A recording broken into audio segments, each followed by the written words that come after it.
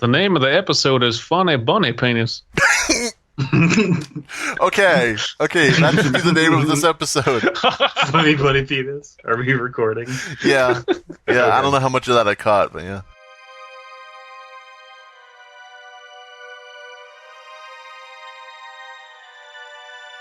Welcome to the Fearfic Podcast. Fearfic is the term for short horror fiction, mostly posted on the web. It includes any and all related subgenres. Join three assholes talking basement goo Slimebeast, inebriated interstellar traveler Abysmii, and irritable ghostly man-whore Dead Palette, as they read all stories horror and internet-related, paragraph by paragraph, and bullshit while they do it. From adolescent revenge fantasies to subtle postmodern narratives about real-life events and everything in between, they read it and critique. You better believe it. Kick it to the cold open, white boy. Oh, Jesus. So, Dead Palette, you got your pants on? Oh, no. Wow. But I am excited for the E3 announcement they just made. Oh, yeah? Yeah, did you see the announcement for the PS5? Nope. Yeah, everyone's hype about it, the PS5. Cool. It comes with a new peripheral. Mm-hmm. It's a washer-dryer / shower. Now, when are gamers going to use a washer-dryer shower? Well, Am I that's right? the whole thing. You remember how they had the Wii, and the Wii was supposed to get people more active, and it didn't work. I see. Yeah, what they're doing now is they're adding in a washer-dryer mechanic as well as a shower mechanic. Interesting. And it's always on Xbox Live, and it will harass you if you haven't taken a shower today. A shower that's always on. Sounds like a waste of water. I don't know. It's constant. It's not always running, but it's always asking you to take a shower. And along with that, you want to get the PS5 and not the Xbox version of the new Call of Duty game because there are shower scenes in there. Oh, I see.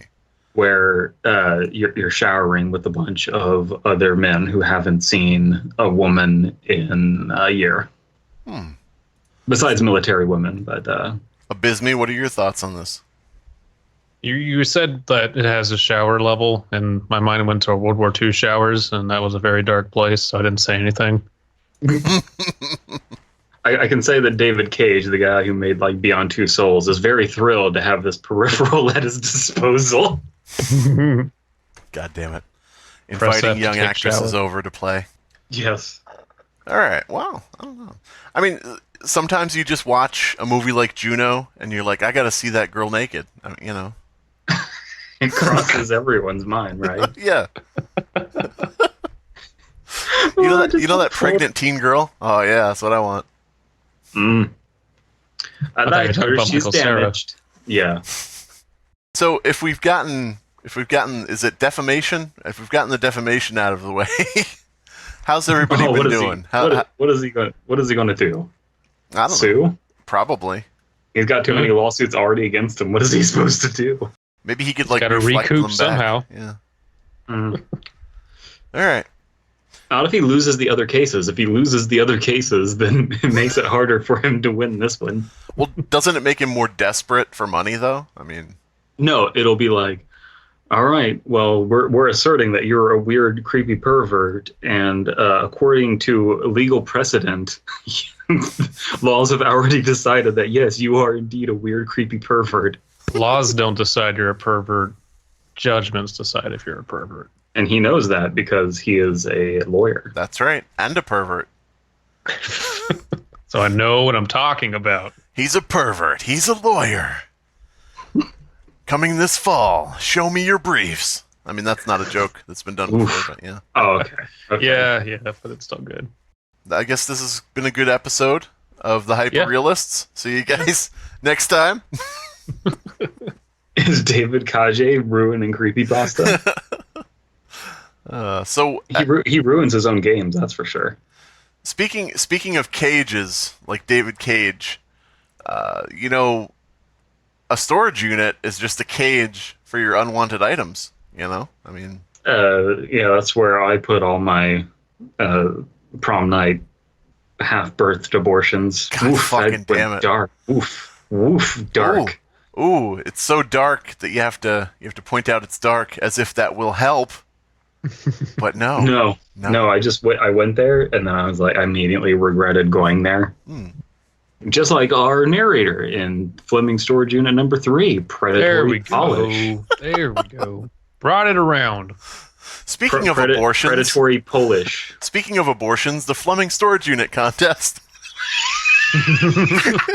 Oh.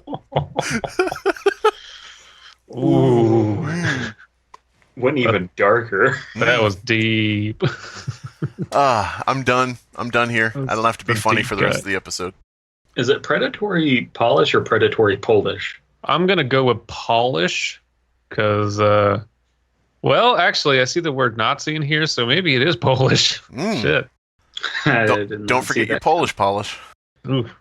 Well, I guess we'll find out. I should say, before we get started, that by the time this comes out, there will already be a bunch of dead serious episodes tackling the Fleming storage units out, because I just shotgunned a bunch of them out there in October, so you can find them on my channel, and I think the link is in the description of this YouTube-latory video. Okay. Yeah. Watch them all to piece together the scenes of Dead Pallet being fucked by Susan Wojcicki. I don't know. As the storage unit's shuttered door opened with a loud clang, the next noise heard beyond the faint echo was the sound of skittering vermin. I read that as skittering women. Oops. Skittering vermin. I know something about skittering women. Have you ever skittered a woman? I mean, like, really skittered the shit out of her. Till her eyes roll back. Huh? Skittered? Well, yeah, you just go up to a lady in a bar, start skittering all over her. Damn it. It only made sense that the collection of items from Great Aunt Beatrice and Uncle Felix would have eventually attracted bugs. Both were horrible hoarders of things no one wanted but might need. Might need. I put the scare quotes on the wrong word. Aunt Beatrice lived through the Depression, so it made some sense. Uncle Felix couldn't part with things out of fear of not having them when the day arrived where he would need it. First paragraph, but real relatable. Yep. Everyone relatable? knows a hoarder. Mm-hmm. Everyone knows at least one. That's right. Few grammar things, but yeah, overall, very pulling us in, I think. So, Yeah, solid. DP, I got to remind you, don't be a grammar Nazi. Now, come on. Be a grammar Polish. Be a grammar Polish? Be a grammar Pole. If someone comes at you with incorrect grammar, just be like, oh, okay. That's the national motto of Poland, by the way, if you translate it. It's just, oh, okay. Sorry. I think that's a grammar French. Grammar French, man. Yeah. Let's see. Comme ci, comme ça. So, That is how we ended up in the odd end of Montana, where Felix had lived and where a section of the family's items were stored. As I stared into the depths of the storage unit, items of various types stood out. A small collection of hotel soups from Holiday from a Holiday Inn, newspapers Gotta collect of them all. Right. The French Onion and fucking Doubletree is amazing. Newspapers of every election since 1944, and a wall filled to the brim with bounty paper towel rolls unopened and giving the storage unit the appearance of an obscure outlet store that you would find in the very back of an outlet mall. Still know what the fuck hotel soups are, but I like the rest of that. Dude, it's just hotel soups. What's confusing? You've never been to Hotel Soup? Is it like next to the little mini vodka and the mini bar is just hotel soups? It's also in a vodka bottle, too. You just got like clam chowder in a bottle right next to the vodka. Don't mix them up. So I called up the captain. Please bring me my hotel soup. He said, we haven't had that soup here since 1969. God damn it. All right. Yet, they were not why I was here. That's my contribution. Some sip to remember, some sip to forget. I'm just thinking about how many Hotel California jokes you can make about hotel soup. I'm trying to think of how you could work in like California and cauliflower, but I don't know how that would work. But yeah. Yeah. I was looking for items from my great uncle, John. He served in World War II, fighting in Poland against the Nazis, where our family was originally from. Hotel soaps. Soaps. Oh my God! That's the correct fucking word. Hotel soups. This is better because they're cans of soup in the shower.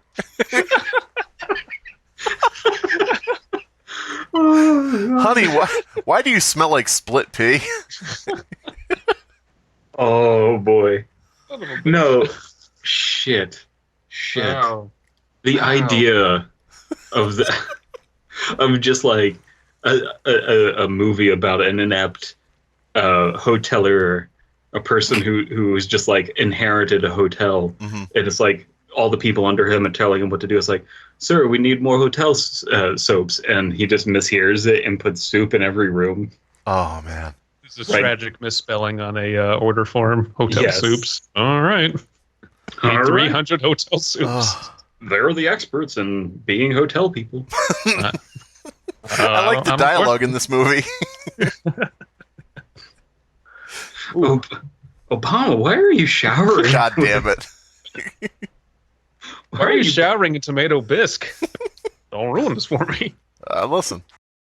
No, he's showering in tomato soup, and apparently the hotel just really has a skunk problem. Mm-hmm. Yeah. Oh boy.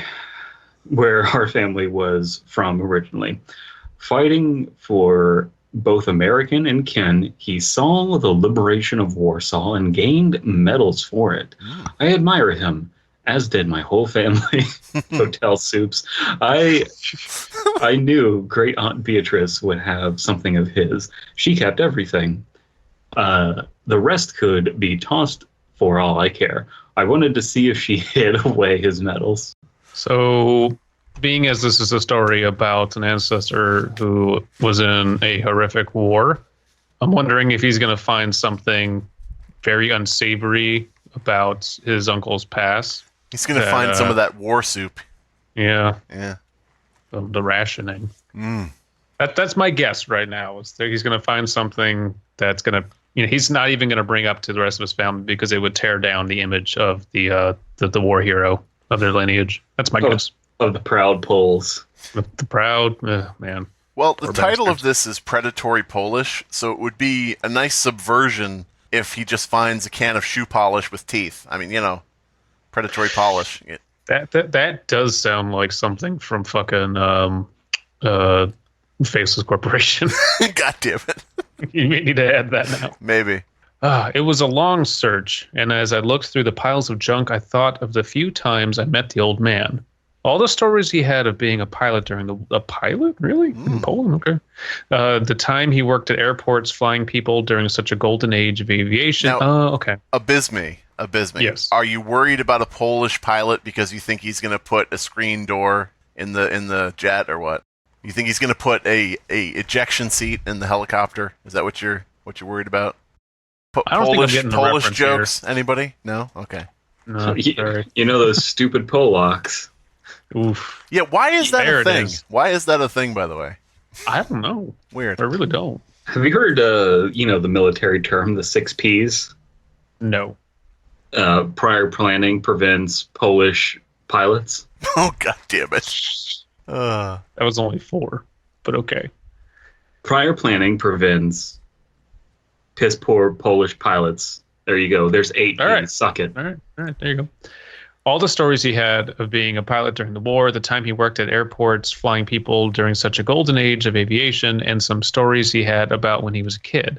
My favorites were the stories about the World's Fair and the souvenirs he got, including green plastic dinosaur from Sinclair, though that would be the petroleum company, that still sat on his office desk watching him as he wrote. I kind of wanted that dinosaur too. I wanted something to link me to the man we boys were compared to growing up. Something of the man whose name I shared. All right. Okay. Everyone downvote Fucking Feather's 6-paragraph dissertation about the one line in the story that references a dinosaur. How fucked is it? How fucked is it that you make a petroleum company about the remains of the creature that is your lifeblood?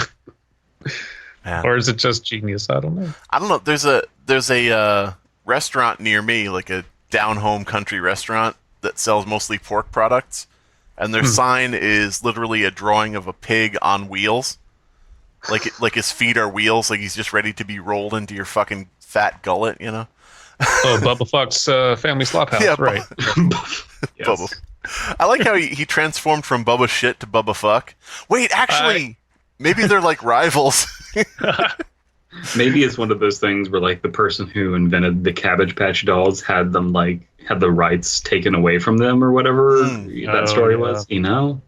It's like Bubba Shits, and then someone was like, oh, I bet fuck is an even worse word.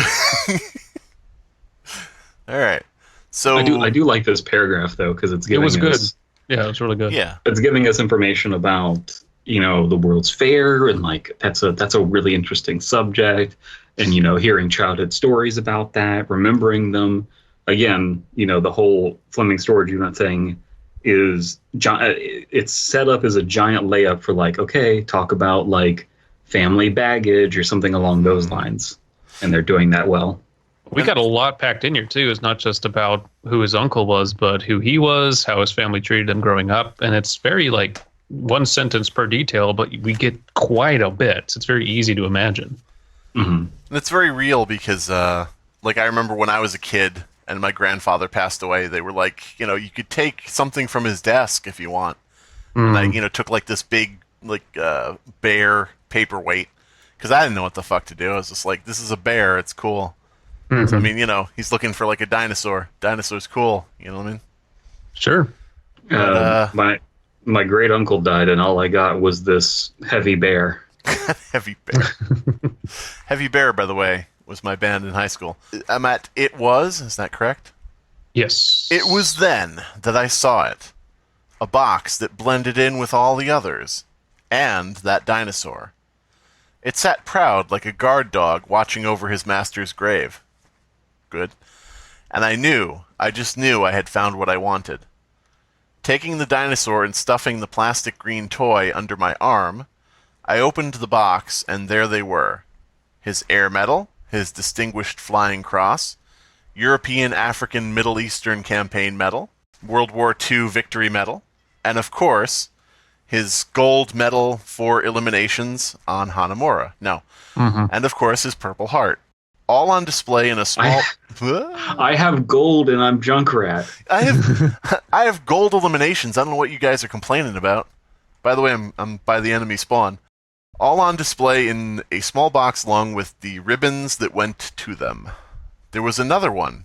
Polish in its writing. Less official looking, but it was the one that Great Uncle John never said what he got it for. Ooh. A bit of a clunky sentence, but also if you're writing a story as a casual person, writing a thing about what they're doing, that's fine. Whenever I had pointed it out, he said he got it for being a hero that Warsaw needed. The hero they needed. The one they deserved. And never said anything else beyond that. Okay. I will not be disappointed in this if it turns out that it's literally just Two-Face. If it's literally just Two-Face and we get trolled, I don't care, because that's so goddamn funny. What were you doing in Poland, Two-Face? Give me my dinosaur! It was a false flag. God damn it. He was killing the Jews to inflate the numbers. Oh, man. You'll never defeat me, Two-Face. In my bat belt, I have hotel soups. I was going to say Zyklon B, but okay. Oh, jeez. Too easy. I love, though, when it mentioned air medals, the first thing I went to is just Airbud, but but participating in the battle in Warsaw. Oh, jeez. Airbud 25. World War II. Eastern Theater. Air Bud escapes a Nazi camp where he was a guard dog I wouldn't mind and betrays seeing- and becomes an allied force. Oh, Would have to be a German Shepherd then, wouldn't he? Well, sure, yeah. Inglorious Bud. I mean, Inglorious Budsters.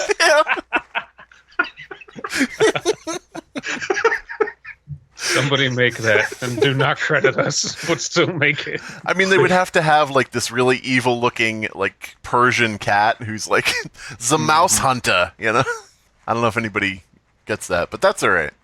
Well, okay, so they have the bear Jew. What would the equivalent be? What is the most Jewy dog there is? God damn it. Do we even want to know? I mean, I don't know. No, I'm good. I'm good not having that in my vocabulary. Oh my god. Oh, Oh boy. we're starting to see the facade fall away around Dead Pallet's true alt-right neo-Nazi persona. The best thing is that we never had any delusions of ever getting monetized on YouTube. True. It's definitely not happening now. Oh boy. Okay. As I went to get into my truck, I realized exactly how late it had gotten. The place was almost closed, and those who were still around were making their way to their cars. Thankfully, I had the foresight to get a hotel room that night. One with indoor soup. Yeah. Soup service. They have soup service. I wouldn't be staying long, though. I got what I wanted, and had no desire to stay in this microscopic town another day more than I had to.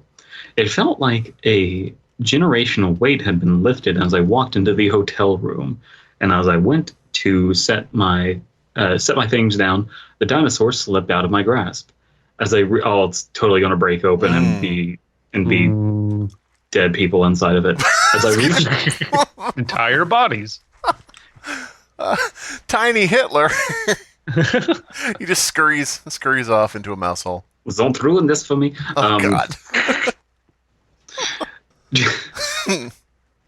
You said cockroach and then Hitler, and then I just imagined a cockroach with a Hitler mustache.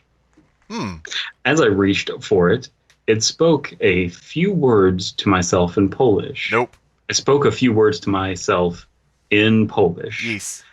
So that's another excuse that they have for poor grammar and saying hotel soups is that they have Polish as apparently a first language. Or second language. The box balance in my arms also gave way, leading to it also bouncing out of my hands. It's just like a ton of little tiny Hitlers in it, you know, just bouncing. It's a very rubbery box, I guess. As it hit the floor, The rubbery box, by the way, is my favorite strip club. But anyway. Hey guys, sign up for Rubber Box. Never be able to hold it. Watch it fall downstairs. The delivery man just pulls up to you and like bounces it across the lawn. Damn it. Expert aim, yeah, totally.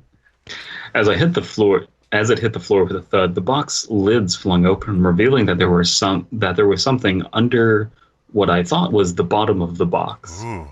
Very clunky. I get what they're saying, but yeah, a little clunky. Are they saying that this isn't just like a normal cardboard box? Yeah, maybe. Gosh, I don't know. It has a false bottom. Yeah, Like Like the Kim girls at the rubber Kardashian. box. Yeah, there we go. That one's better. sure. Raising an eyebrow as I walked over toward it cautiously, I saw that the golden lining had under it a gray, unfinished underside with something dark and bristly poking out. I carefully set the metals aside, finding It was bristle-like. Hitler's mustache. Oh my Yes. God. And then I wore it and became the Hitler. I carefully set Yeah, the it's metals. like the mask. Yeah. It's just like Jim Carrey's The Mask. Oh, You put my it on God. and you become the Hitler. I suddenly realized every tyrant in history had the same mustache. Now it was my turn. I carefully set the. So you can find the Hitler mustache, but then you can also find the Charlie Chaplin, which is the force of good, Mm-hmm. and you become Charlie Chaplin. That is very apt because Charlie Chaplin made fun of Hitler in the So movie. does if Jim Carrey puts on the Hitler mustache, does he spin around in a circle and go, "Oh, righty then"? I was going to say alt-righty then. Alt-righty then, yeah, that's better. Yeah. Can we get somebody out there? All our little fans out there, all our little minions are devious, plotting little minions. Can we somehow make it so that the mask, specifically Jim Carrey as the mask, can we somehow fool news organizations into thinking that he's now an alt-right icon? All it takes is one very dedicated group of 4chaners. That's all you need. We need to think of a really punchy hashtag for that.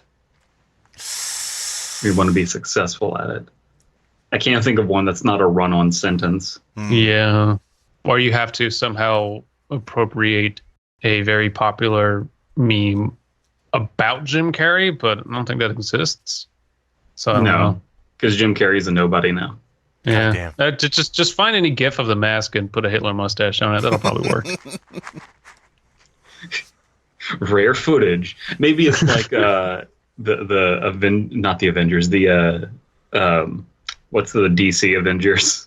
Suicide Squad. Yeah. No. Whoopsie. No. Justice League. Justice League. Damn. It's like when in Justice League when they had to like CG out Superman's mustache. Like, here's liar, but before the CG, and it just turns out he had a Hitler mustache the whole time. What you don't know about liar. Oh man. Clickbait video of just Jim Carrey with a Hitler mustache as the thumbnail, and then it's just like, whatever happened to Jim Carrey? God damn it. Why won't Hollywood use Jim Carrey anymore? It would probably work. That's the sad part. Yeah. I carefully set the medals aside, finding Bristol-like bunches in the shape of ribbons, like what you'd get at military events or breast cancer awareness. Okay, I guess I get what that means. Tape held each down to the gray inside with a quick scribble of a name and a date under each. It's probably a kill list. And yet the names didn't catch my attention as much as the phrase I recognized immediately written above all the ribbons, quote unquote ribbons. All right, now read this I cannot Polish. pronounce Polish. Read Polish perfectly. Go.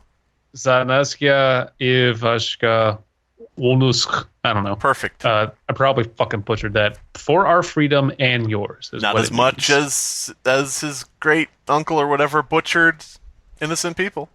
Yeah. That's what it sounds like. Bars. Yeah, we keep getting clunky phrasing, but they're trying to describe something very specific. And so that's why that's happening. But yeah, could use some tightening up. Sure. I knew that phrase. Great Uncle John told me about it. It was the phrase he used during the civil rights movement he helped in after the war. He was a man determined to never see the Nazi-like horrors ever appear in America. He was a fighter for freedom, through and through. I went to move my finger across one of the ribbons, quote-unquote, and that was when an involuntary shiver went down my spine. It felt like hair you trimmed because you're too lazy to go to an actual barber. It was at that point... Meow! Like hair from the veterinary office. Yeah. I'm going to advise my client not to read that sentence. Like a hairball, yeah. Yeah, that's what I'm going for. It was at that point I put the box back together and set it on a nearby tan table, not wanting to think too hard on it or at all. Yet considering how little was in that room besides the box, I needed to escape. How do we feel about that? Yeah, probably they mean something else, and I'm starting to agree that maybe English is not this author's first language. It is. Well, that's the issue. Is English not our author's first language, or narrator's first language, or both? I think both. Well, because I could believe that this is a second or third generation American, but they have Polish is still spoken around the house, That's why they know certain phrases. But by the way, I Googled it, and "For Our Freedom and Yours," Polish, and then it says that is one of the unofficial mottos of Poland. It is commonly associated with the times when Polish soldiers exiled from the partitioned Poland fought in various independence movements all over the world. So this is a real thing, and it's something that Poland is known for around those times. Which I did not doubt. A lot of this, like, this is very much part historical nonfiction, and that's cool. I like that aspect of it. And along with that, I should also say that I don't know if the person who wrote this wants their name out there, so I don't want to accidentally dox them. Sure. But just in case. But the last name was Polish, so there's that. So their name is something like Stephen Polish? Mm-hmm. I think it's a lady. A lady wrote this. Stevan Polish? Stephanie Polish. Although it's Stephanie Polish. They changed it when they immigrated. Yeah. Mm-hmm. Yeah. Taking the room key and shoving it back in my pocket, I bid the various green and purple colors of the inside of the hotel room goodbye to go clear my head. Okay, the purple and green thing, I like that they're mentioning that, but I think that should be put somewhere else. It'd be like, and I went into the hotel room and I was immediately overwhelmed with purple and green. Because I think that we've all been there where you walk into like a hotel room or anywhere and just be like, wow, someone is, quite okay with orange, I guess. The room was purple. The room was purple and green. I could tell it had originally been white, but there was hotel soup all over the walls. But yeah, eggplant and split pea was everywhere.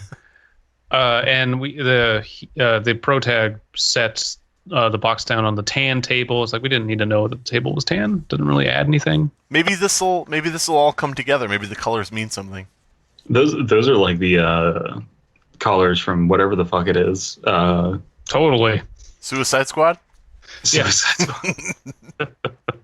From what's the other Slenderman thing that's not as good as Marble Hornets? Everyman Hybrid? Everyman Hybrid. Yeah, that and yellow.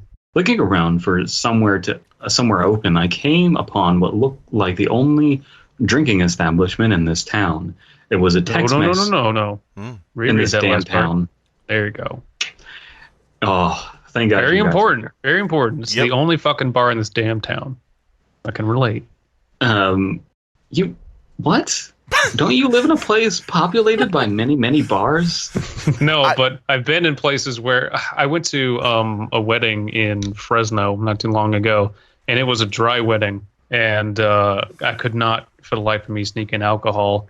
And we were also in the middle of buttfuck nowhere, and I was like, "There's nowhere to drink. This fucking sucks." So just relating. That's it. That's why I don't consider any marriages in the Church of Latter-day Saints real marriages. No, I wish I could use that excuse, but that was not the denomination of the couple's faith. So okay, just don't go with my joke. Okay, just poo-poo my. Yeah, no, I'm gonna. Okay. I was more concerned with Abysmii relating to being the only bar in town. I don't know. But yeah. That feel when you're the only bar in town. # lonely bars. Yeah. It was a Tex-Mex sort of joint called Marg Madness. One. I like it. I'm very proud of myself for Marg Madness. One of those that made me doubt you could find anything remotely authentically Mexican. For God's sake, the waitress had sombreros on. Oof. Multiple sombreros. A waitress had sombreros on. Okay, that was one waitress. not on their heads though. That's the thing. It's like Hooters. That I did not come up with. The community of Too Spooky came up with the idea of putting sombreros on the waitresses' heads. Good job, guys. But I wasn't looking for the southwest of the northwest. I sat down at a far back booth away from the regulars as I could get and ordered a drink that was probably too sweet, but at least would have something in it and something burrito-like. Did somebody just like memorize a rant I've had when I've been drinking and on Twitter or something, because most of the time I'll be like, there's not enough alcohol around here and the Mexican food up north fucking sucks. So this is eerie. You're always getting drunk and demanding something burrito-like.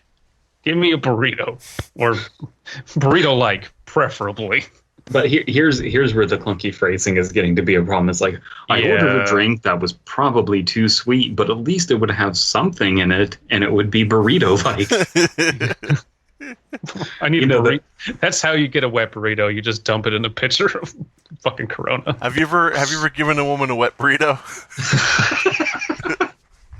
Till her eyes roll back in her head, and then you just skitter her?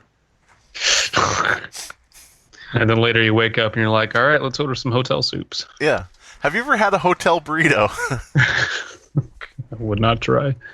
As I sipped my drink, listening to what I think was Despacito on loop. God damn it.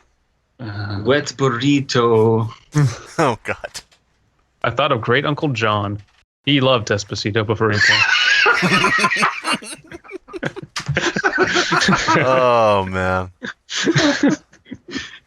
That's what again, we played. Clunky phrasing. Be careful what is getting the same sentence as the other words. No, they just played that at his funeral. On loop for the whole hour ceremony. They played Despacito on loop because that's how he died. Despacito. Oh, poor Uncle John. Mama said I was named after him because she felt that I had his spirit. Dad said that all boys should be named after heroes, so it just made sense. But what sort of hero keeps hair in a box? My burrito showed up with a false smile from the brunette who waited on me. The smile of a woman forced to be polite for a living and for tips. I always found it disturbing, rather Stepford Wives-like, to have such service with a smile. Fair enough. This is why I really hate tipping. I hate the concept. Just charge me what it's worth. Don't make me evaluate your employees. Right. That's your job. Same. Please, I just don't like it. People are like, if you don't like your waiter or waitress, just tip them less. It's like, that's not my job. Don't make that my job. If I don't like the service at a place, I just won't go again. Yeah. Yeah. Don't make me do, like, I don't go to fucking restaurants to do extra math. Really? Yeah, it's so annoying. Just always tip at 20, you'll be fine. Never trust a pretty smile. I'm sorry, it's an old voice. Never trust a pretty smile. The old voice called to my memory. You don't know the intention behind it. Don't trust a pretty smile. Never trust a pretty smile. Never eat hotel soup. Oh my God. Does this hotel have a soup list instead of a wine list? It's And got they just send out taps in the room. You gotta heat them yourself in the microwave. It was among the rare bits of advice my namesake gave me, and here I was, questioning it. Why, though? There was no reason to doubt except for the fact I found hair in his metal box. But it couldn't be that sinister. It was just hair, right? Man, there is something just sinister about hair. Just finding hair in a place. Yeah. That's why puberty is so horrifying. Who left that here? Yet the only people who kept things like that were, well, freaks. But this was Great Uncle John, the war hero, apparently hair collector. The man who took me out to get Pajak. No, that's a card game from Star Wars. When I was younger for Fat Tuesday, though I barely remember it. It's donuts. Yeah, it's okay, Polish donuts. Okay, yeah. Cool. But that was the problem. I barely knew the man I looked up to. My mind was racked, yet as I went to pay and sign for my food, it came to me. There were names in that box. Maybe searching the names would prove innocent intent. Sure. Okay. Like, I know exactly what you mean, but yeah, that sentence is just bizarre. Yeah. Like, it should just be like, maybe searching the names would prove that there was nothing sinister here. Would clear his name. Or something. Would clear his name. Maybe these were just women he dated. Oh. Oh, okay. Huh. Quite I need a lock of your hair. Oh, here you go. No. Your other hair. God damn it. No. Your other hair. Wait, what? Show me your armpit.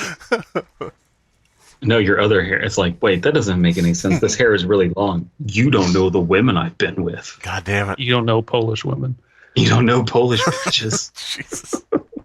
I wasn't sure I would find anything, but what other options did I have? Just not care. Just not care. Yeah. These people who give a shit about where their family comes from, who gives a shit? Fuck your family. Be your own person, boring ass motherfucker. So I don't want to know about your family. So the names. Tell me about where you're going to college. We get it. Fuck families. Paid for by the Fuck Families Council. Sign up at our website, 23, and fuck you. It's like the Family Research Council, but instead of like being against gay marriage, they're just against marriage altogether. They're just like, if you have kids, just, abandon them. They'll grow up. Don't. So the names in the box are apparently female. Is that correct? Potentially? Yeah, where does that come from? Da-da-da-da-da. Maybe these are just... Yeah, he just says maybe they were just women.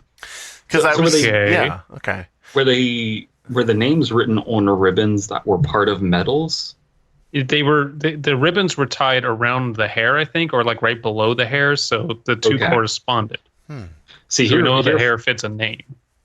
Here for a second, the theory I had, and this is going to sound like I'm making this up for shock value, but I literally thought that this was potentially what was happening. I thought he was getting a medal for potentially raping different women in Poland. Okay. That's an odd pastime, but sure.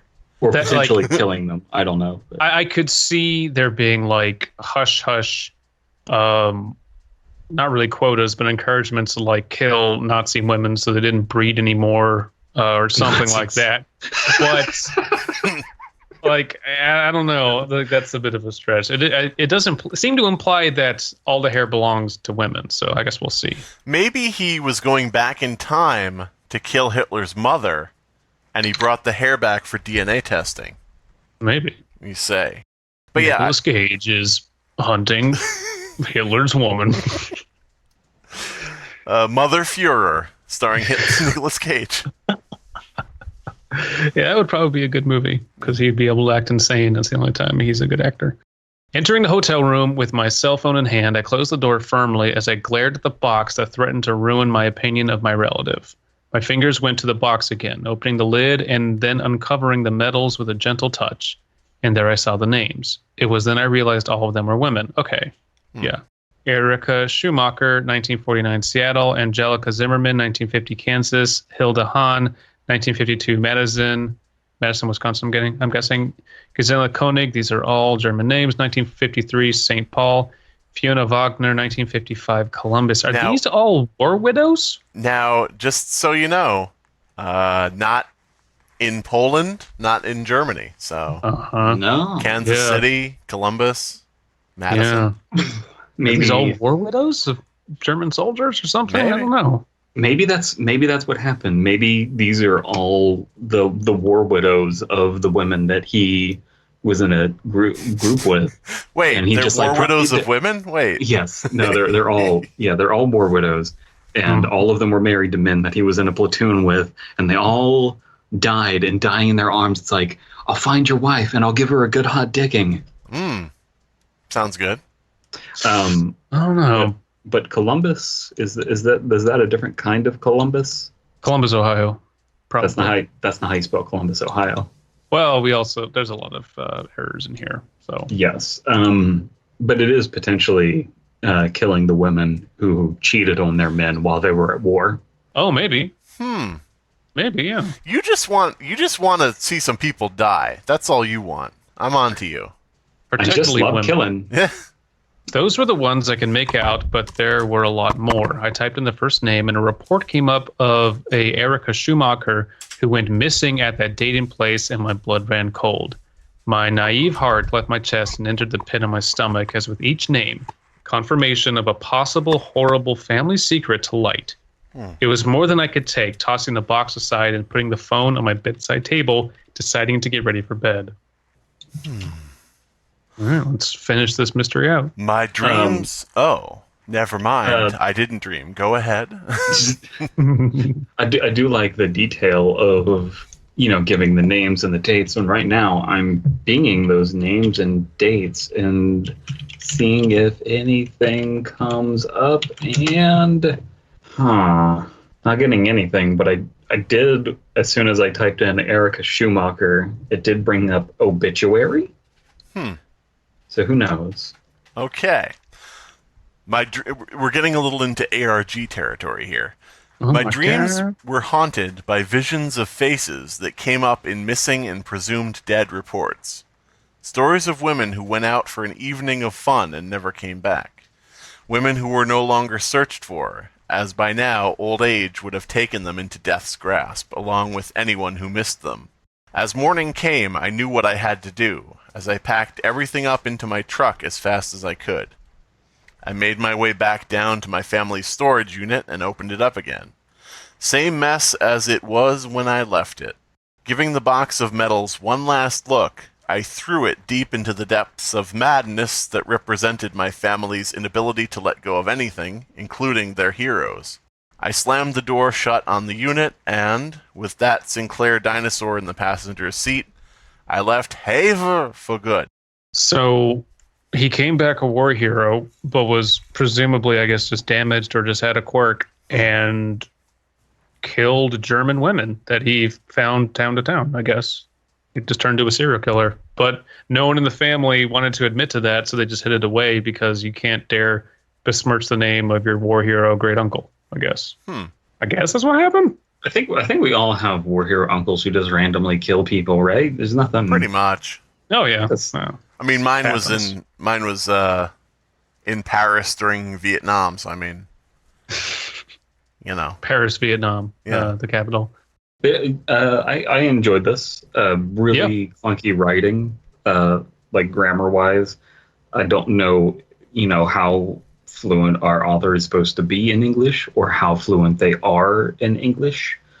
I do like the attention to detail with really bringing Polish culture into the story.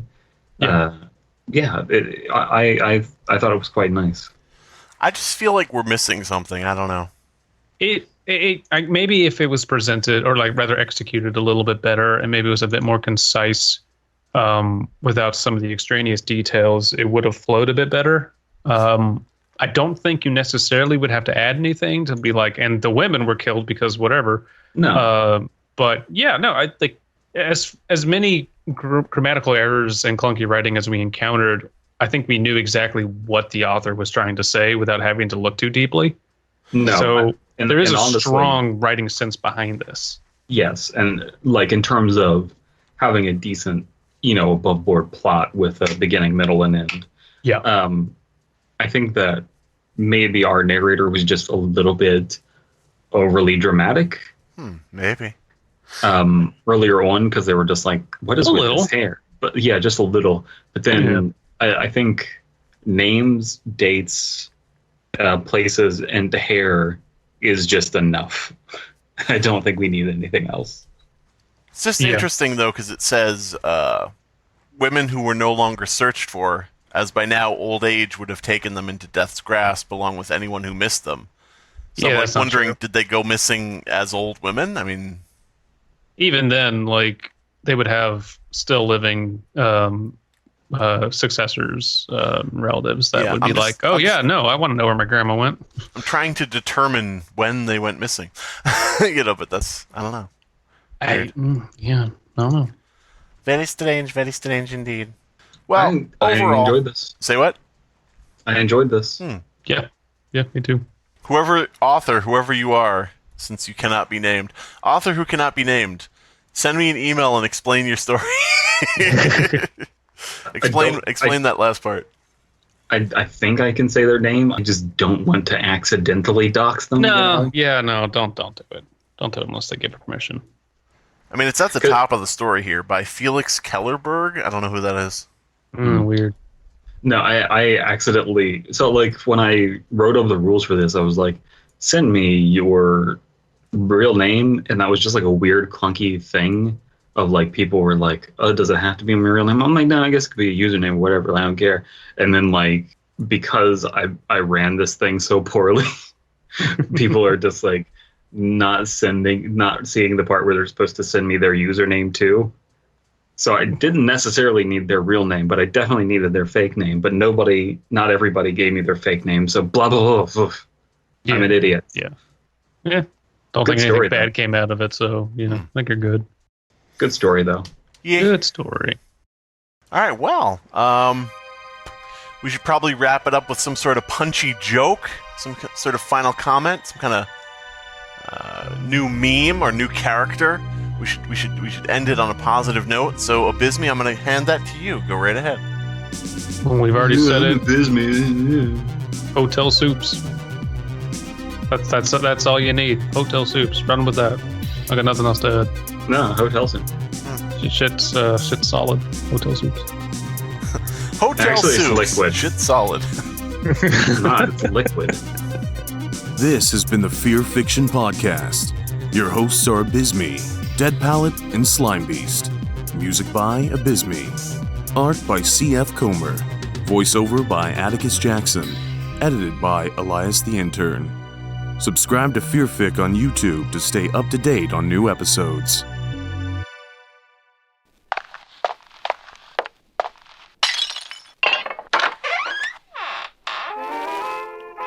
Good evening, ma'am.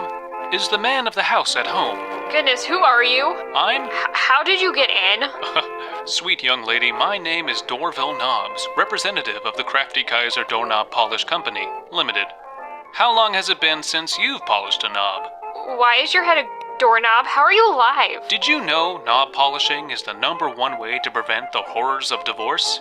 You know, your husband's secretary is looking more and more appealing these days. Not a day over 20, no children, legs as powerful as a glazed mahogany nutcracker. One dusty knob could mean the difference between happy home and heartbreak. What about my husband? Did you do something to him? That's why you should try Crafty Kaiser Doorknob Polish. Just a glob of our goo in your delicate, fragile hand is enough to shine any grimy, smelly old handle to a fine sheen.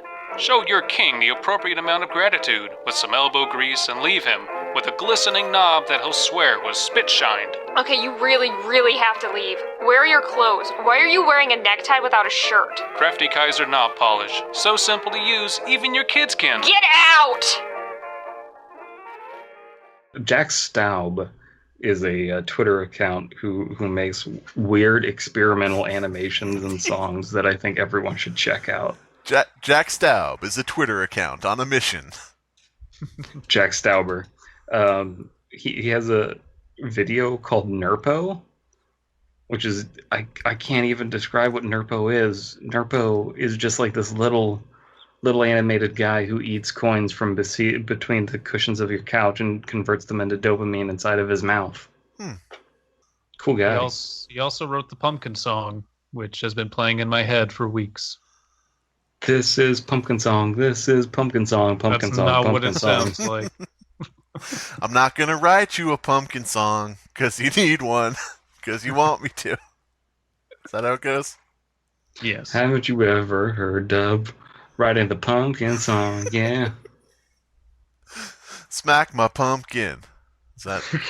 What's the worst that I can say? Pumpkin song anyway. I never thought I'd write a song about pumpkins that'd be this long. I walk this lonely pumpkin. What? All the pumpkin songs. God damn it.